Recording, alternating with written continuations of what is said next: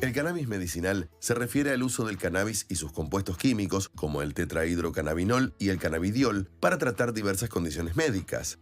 Los beneficios de su uso son alivio del dolor, reducción de la inflamación, control de náuseas y vómitos y alivio de la ansiedad y el estrés.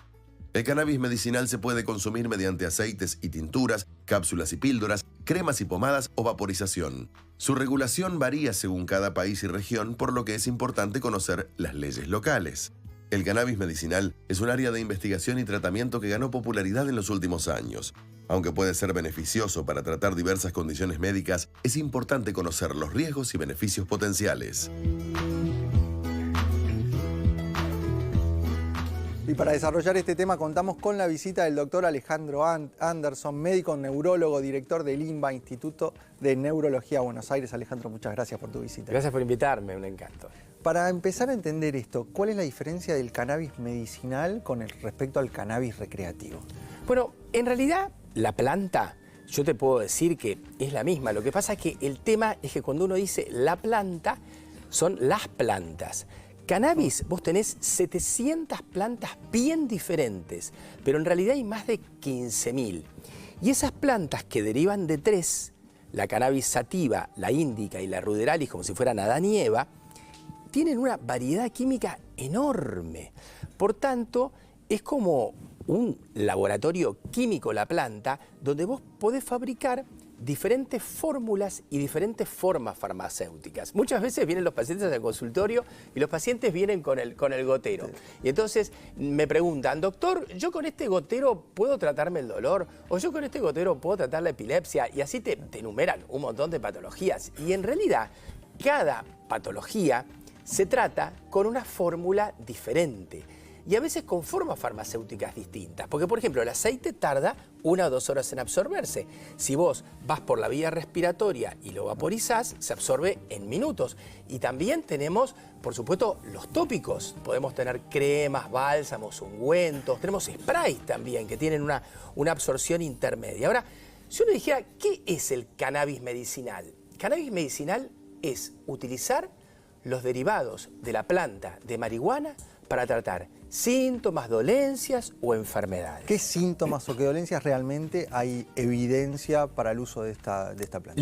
Lo primero que se hizo conocido, un poco en el mundo y particularmente en nuestro país, es la epilepsia refractaria, la que no responde al menos a 3 medicamentos antiepilépticos clásicos en la dosis máxima. En el 2018, la FDA de Estados Unidos por primera vez autorizó un derivado de la planta de marihuana que tiene una sustancia química que está dentro de la planta, que es el CBD o cannabidiol, que es el que tanto escuchan. Yo les cuento, la planta tiene 140 cannabinoides, el CBD es uno solito.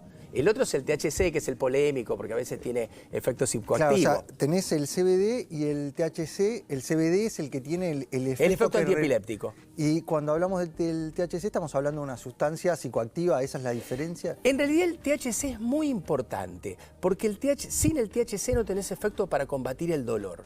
Sin el THC no tenés efecto en las fórmulas que son para espasticidad.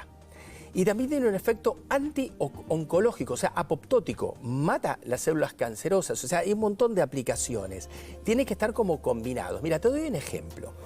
Hay un producto que se utiliza para la esclerosis múltiple, para la espasticidad de la esclerosis múltiple. La espasticidad es el aumento del tono muscular, el músculo se contrae, tiene un tono de base muy alto que genera dolor, que genera incomodidad y te traba los movimientos. Cuando uno usa los relajantes musculares habituales, hay un grupo de pacientes que no responden, que son refractarios. De los que no responden, hay un porcentaje muy importante que responden a una fórmula de cannabis medicinal que se llama Nabiximols, que tiene una cantidad muy alta de THC. Tiene 27 miligramos por mililitro de THC, 25 de CBD y después tiene cannabinoides minoritarios y tiene también terpenos, que también es otra cosa que está en la planta. La planta tiene 560 sustancias químicas diferentes. Realmente es muy importante la variedad química de la planta. Bueno, este medicamento que se armó, a pesar de tener una cantidad importante de THC, no tiene efecto psicoactivo, porque te lo tapan el resto de las sustancias químicas. Y cuando hablamos de estas sustancias y demás, ¿tienen efectos adversos? Porque acá estamos hablando del cannabis medicinal, decimos que viene de la misma planta que lo que es el cannabis recreativo, y ahí vemos que la adicción y esa necesidad constante del uso de la planta se ve reflejado también en lo que es el cannabis medicinal. Mira, por lo pronto en el CBD, que es el más aceptado, viste, que tiene que ver con la epilepsia, con el efecto antiinflamatorio, con el efecto relajante y otras series de cuestiones, no existe la adicción. Con decirte que en cuanto al mundo del deporte, la WADA, que sería la Federación Mundial que controla el doping, digamos, a partir del 2004 se encargó de esto y estaba todo el cannabis como, digamos, prohibido para el deportista. A partir del 2018, el mismo año que la FDA lanza el tema de su medicamento, ya no penalizó más el CBD. Tenés un montón de deportistas que usan CBD porque se relajan, porque tiene efecto antiinflamatorio después de entrenarse. No tiene ese tipo de efecto. ¿Y el ReproCan cómo es? ¿Cómo uno se inscribe? ¿Quiénes son los que tienen acceso ahí? Bueno, eso es importante porque los pacientes te dicen ¿cómo puedo acceder al cannabis? Miren, en Argentina, que Argentina forma parte del 25% de los países del planeta que tienen reglamentación para cannabis medicinal. Es decir, de los 200 países hay 50 países que lo tienen. Podemos comprar fórmulas de CBD de molécula aislada en la farmacia.